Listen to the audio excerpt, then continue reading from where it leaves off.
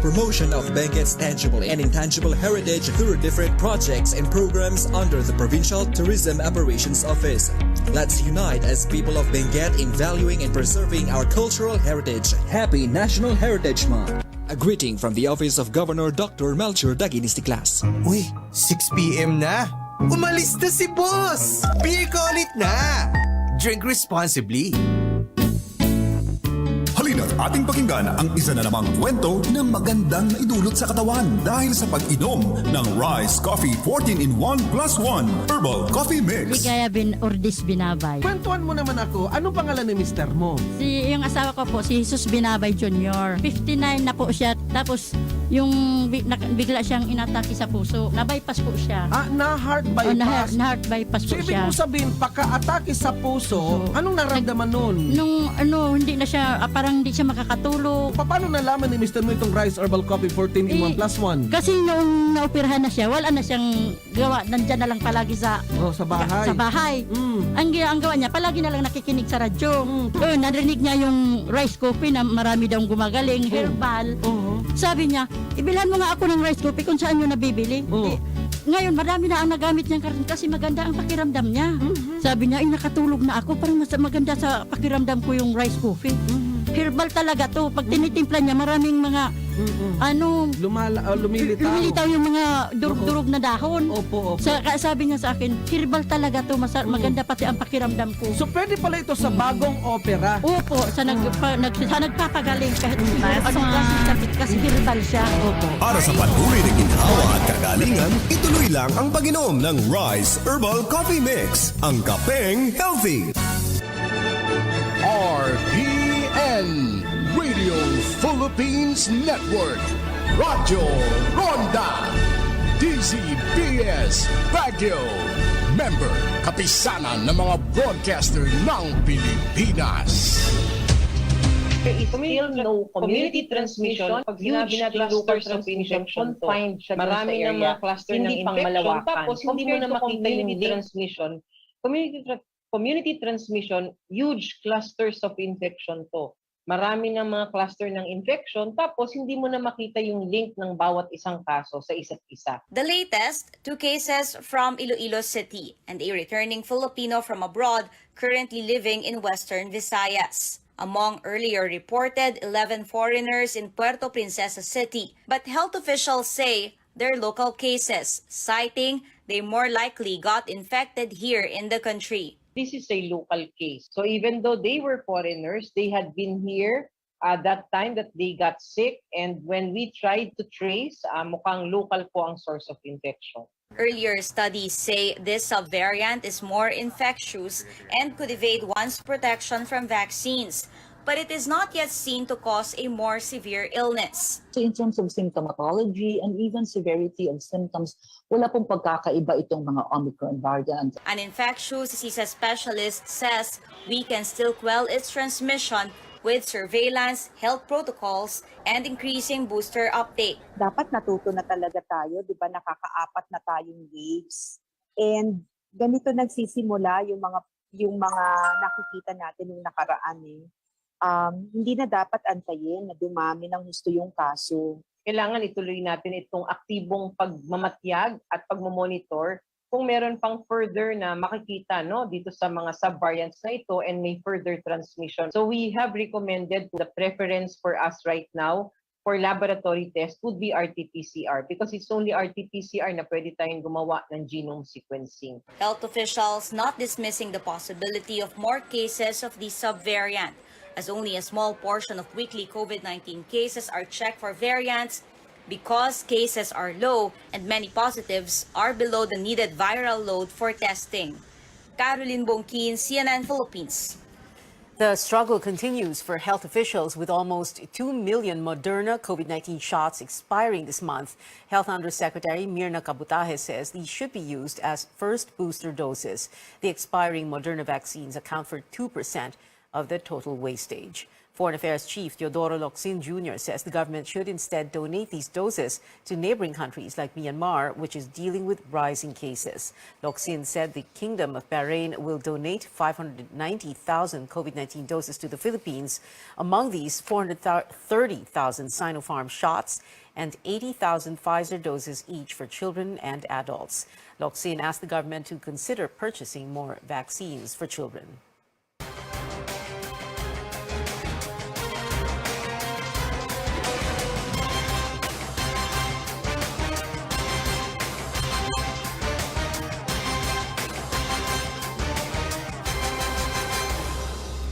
The canvassing of votes for the presidential and vice presidential races is set to begin next week, but presumptive President-elect Bongbong Marcos is facing another challenge, with some civic leaders now taking to the Supreme Court a petition to cancel his candidacy.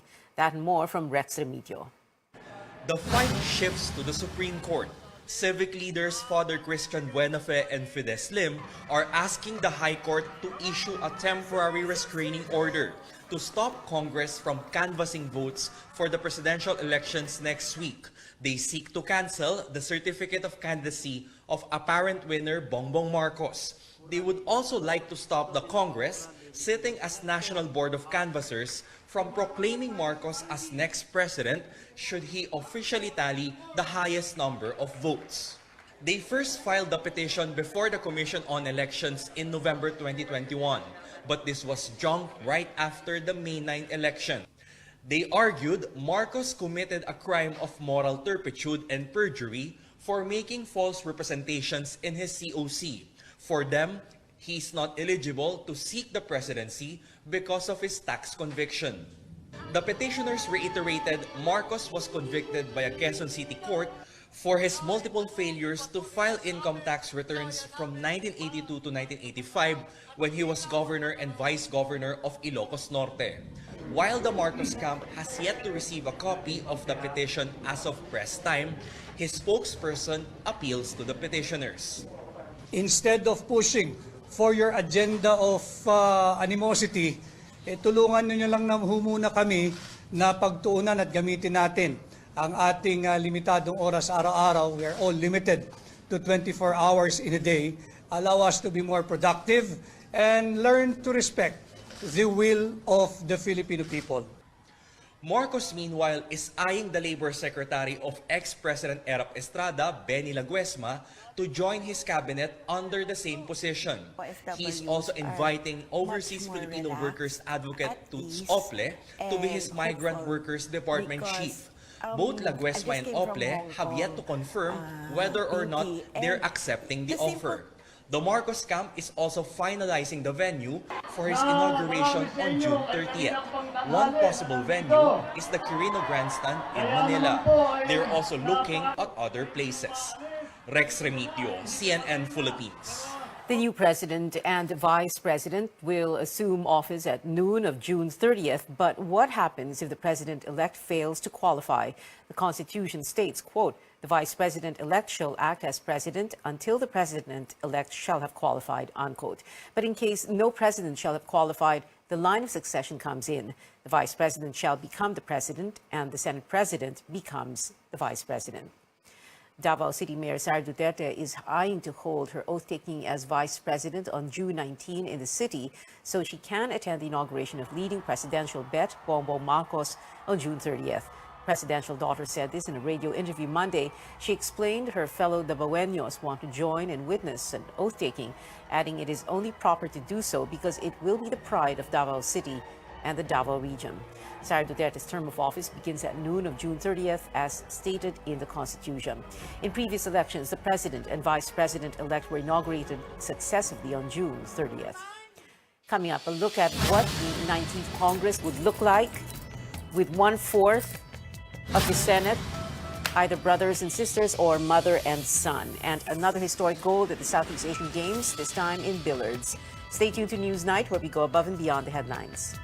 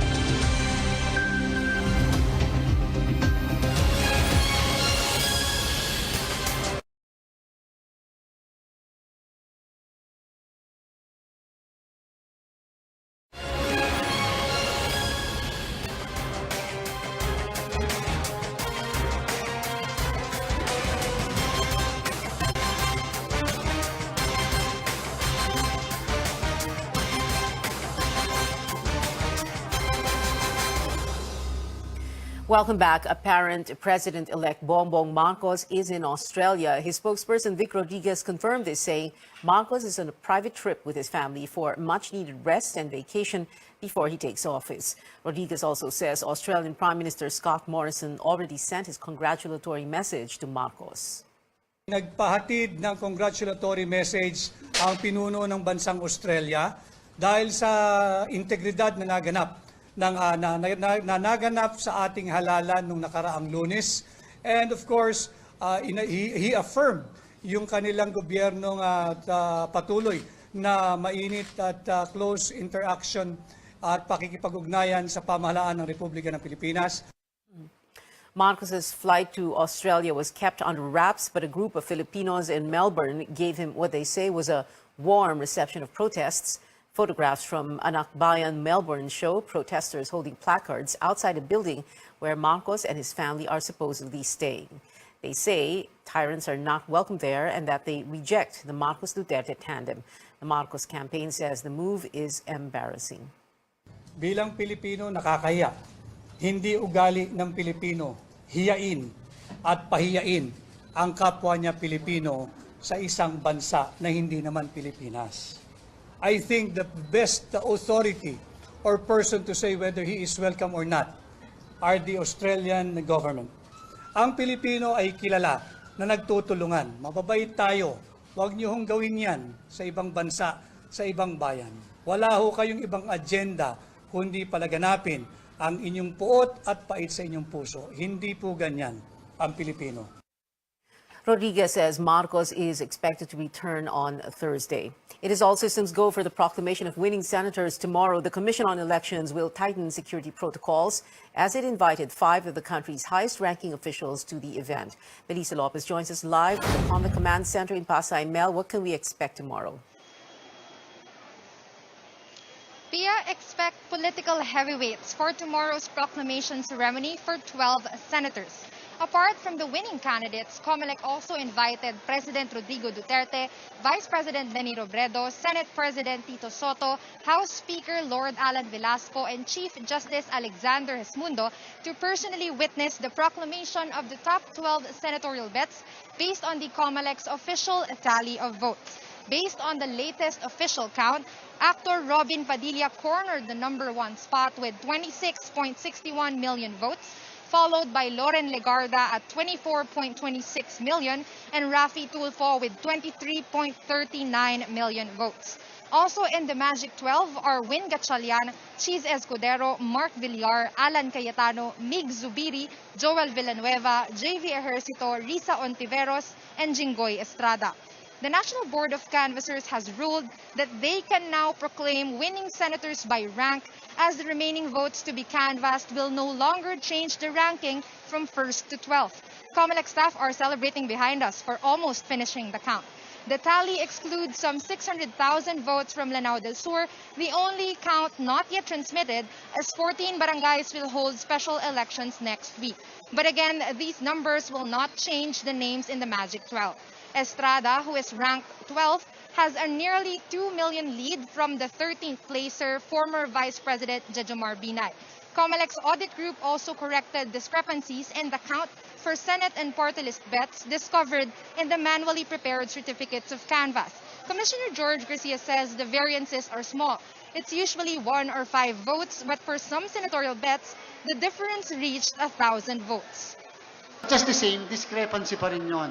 Ang usual na process natin dyan, nire-refer lahat yan sa Law Department for proper investigation. Kasi we have to determine din kung talaga namang naantok lang o baka intentional. The decorations are ready here at the PICC Forum tent for tomorrow's ceremony. The red carpet will be unrolled at 4 in the afternoon. Senators-to-be were told to wear barong and Filipiniana for the day. Additional police and military forces will be deployed to secure the venue.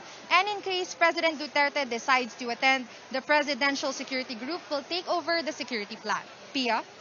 Mel, Vice Presidential frontrunner Sara Duterte causing quite a stir when she announced her planned oath-taking on June 19th. What does the COMELEC say about this, and is that allowed? Right. Commissioner Garcia says there's nothing illegal for any presumptive winner or candidate to take his oath of office well ahead. But what's not allowed is for a candidate to start his term early. The Constitution is clear that all terms of office of elected officials only start at noontime of June 30. Back to you, Pia. Melissa Lopez there reporting from Comlex Command Center in Pasay. Now, what will the incoming Senate look like and who could be Senate President? Amor Santos filed this report. 4 re-electionists, 5 returning lawmakers, and 3 first-time senators. They will form half of the Senate in the upcoming 19th Congress, joining the 12 incumbents who were elected in 2019. 6 senators, or 1/4 of the Senate, are family members. The results show that indeed the Senate race has always been a popularity contest. No? It's either you are a celebrity or a public figure, or you have a famous family name, or you come from a political family. Senator Risa Ontiveros is the only opposition candidate in the Magic 12.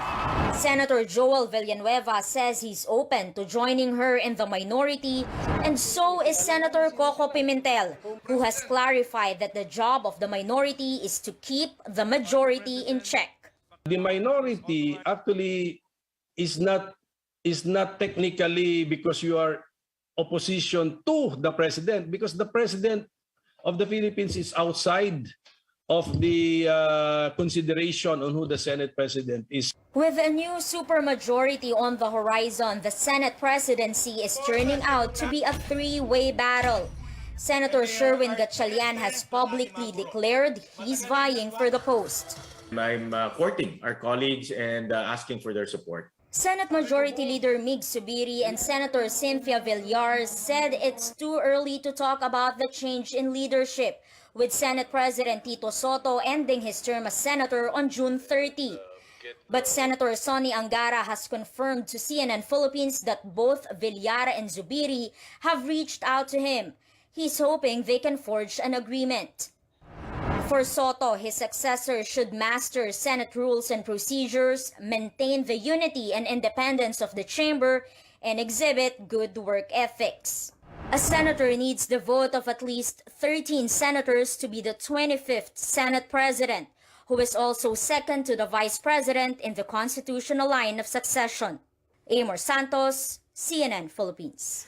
The Presidential Museum and Library clarifies that its website is inaccessible because of ongoing updates to its contents and security features. That's after the supposed takedown of Malacanang.gov.ph sparked fears of a possible historical revisionism. The museum administration says the contents of the website were not compromised and will be made available to the public at the soonest possible time.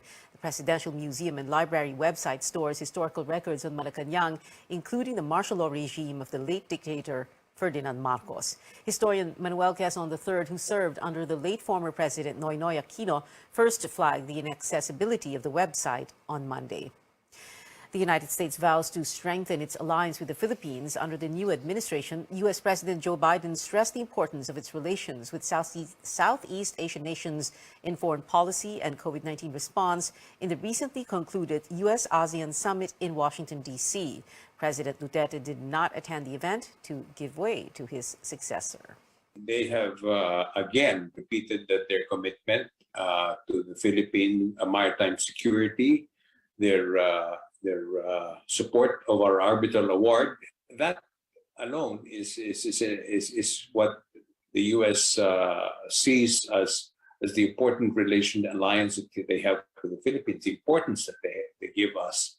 And of course, economic recovery is another thing that they have promised to help the Philippines.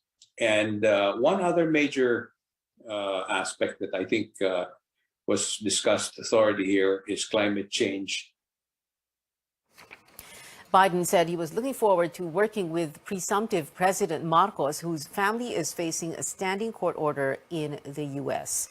Now, in other world headlines, Turkish President Recep Tayyip Erdogan is firm he will not allow Finland and Sweden to join NATO. Erdogan has accused both countries of housing Kurdish terrorist organizations. He said Finland and Sweden should not bother convincing him to approve their NATO membership. Admitting new states into the U.S.-led military alliance requires the unanimous decision of all 30 members. Sweden has signed an application declaring its intention to join NATO on Tuesday. While countries hope to increase security because of Russian aggression, Ukrainian forces have ended their combat mission in Mariupol. This likely marks the end of the deadly 82-day battle in the besieged city, which has become a symbol of Ukrainian resistance. Over 200 people were evacuated from the Azovstal steelworks plant in Mariupol. 53 were injured and rushed to the hospital. Some Ukrainian fighters remain at the plant. Back here at home, Petron Corporation is confident it can top its pre-pandemic performance as it swings back to profit in 2021. Petron posted a full-year profit of 6.14 billion pesos last year, reversing the net loss of 11.4 billion in 2020. The oil company was able to sustain the momentum in the first 3 months of this year. The figures come on the back of strong oil prices and improved demand amid eased COVID restrictions. Straight ahead on Newsnight, a legendary K-pop group is making a comeback, and more gold medals for Team Philippines at this year's Southeast Asian Games in Hanoi. Keep it here on CNN Philippines.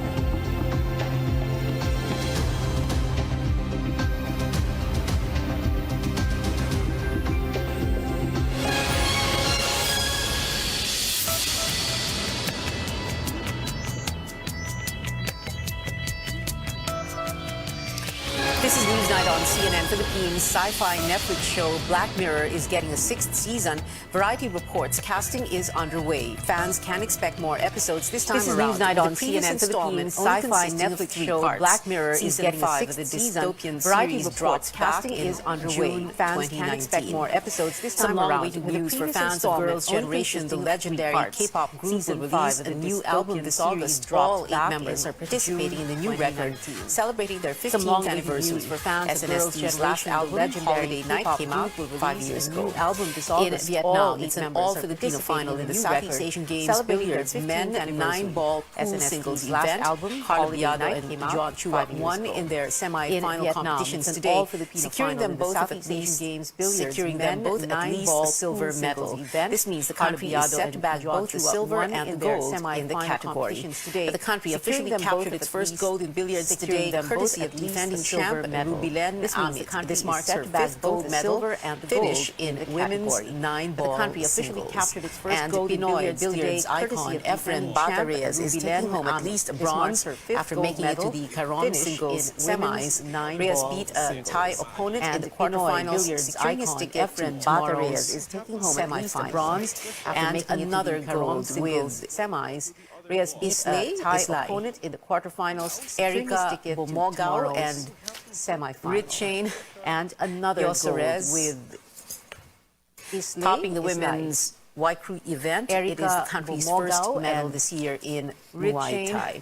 After 5 gold and 2 silver medal finishes, gymnast Carlos Nudo is set to earn at least 1.6 million pesos from government cash incentives. The law grants 300,000 pesos for gold and 60,000 Carlos Nudo is set to earn at least 1.6 million pesos Philippines ranks third after Vietnam and Thailand. The law Philippine Sports Commissioner Ramon Fernandez says the country is within target to finish at least third overall. So far, Philippines has earned 113 medals, 33 of which are gold. And that is it for now. Join me again on News.ph at 7 p.m. and on Politics as usual at 8. 8:30. I'm Pio Alvarez for Newsnight, where we go above and beyond the headlines. And that is it for now. Join me again on News.ph at 7 p.m. and on Politics as usual at 8:30.